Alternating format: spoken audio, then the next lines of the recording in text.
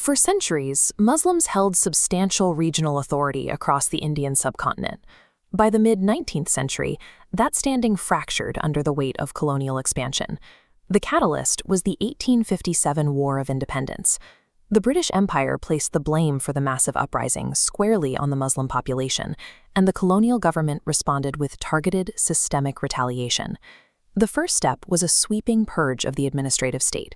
Muslims were dismissed from existing government positions and officially barred from securing any future state employment.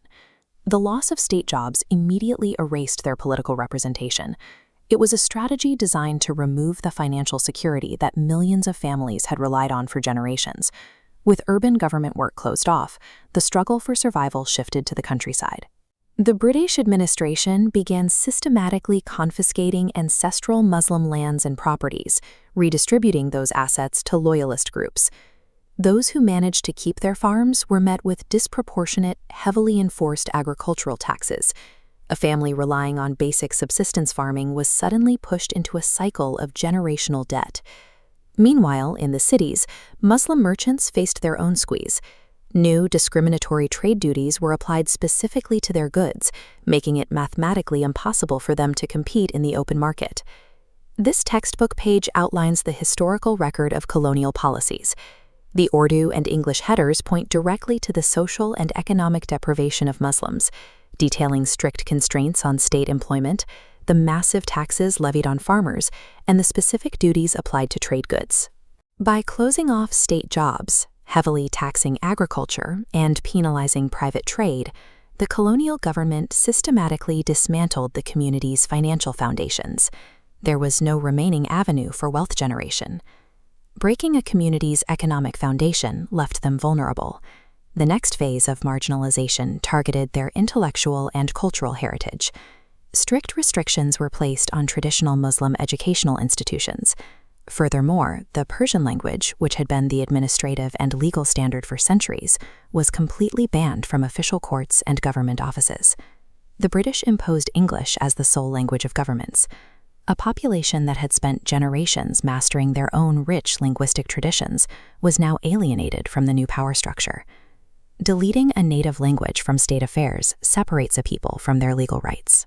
Without reading court documents, you cannot defend your property or participate in the modern system. As the colonial era progressed, Hindu communities secured greater political influence within the British framework, introducing a new layer of internal cultural conflict. This tension peaked during the Urdu-Hindi controversy of 1867. A massive political push was organized to officially replace Urdu with Hindi across all government offices in the United Provinces.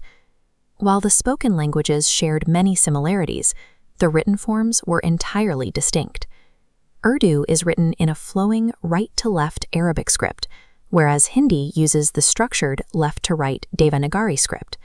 For Muslims, this Arabic script was intimately tied to the Quran. Eliminating it meant severing daily communication from its religious foundation. This document shows the historical alignment on this issue. Under the blue header detailing common cultural objectives, it notes how British and Hindu political movements aligned to push Hindi into official status, heavily marginalizing Urdu. This language controversy was a decisive breaking point. Within a united majority-rule Indian framework, the Muslim community faced complete cultural absorption.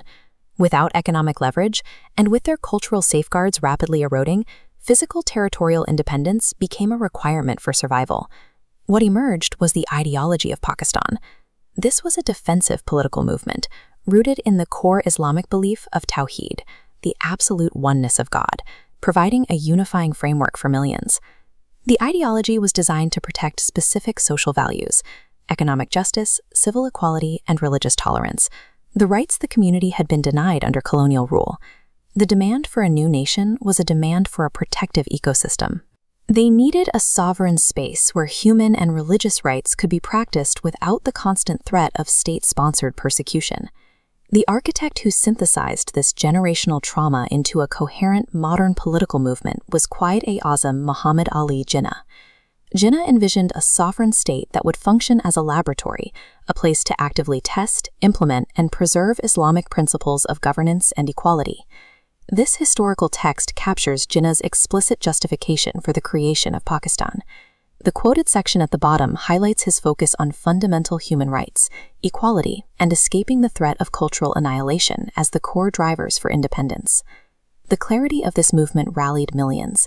Massive political gatherings emerged, with citizens raising Urdu banners demanding the establishment of Pakistan, proving the widespread adoption of the cause. The creation of Pakistan was a logical, multi-front defense mechanism. It was engineered over decades of struggle to save a civilization from systemic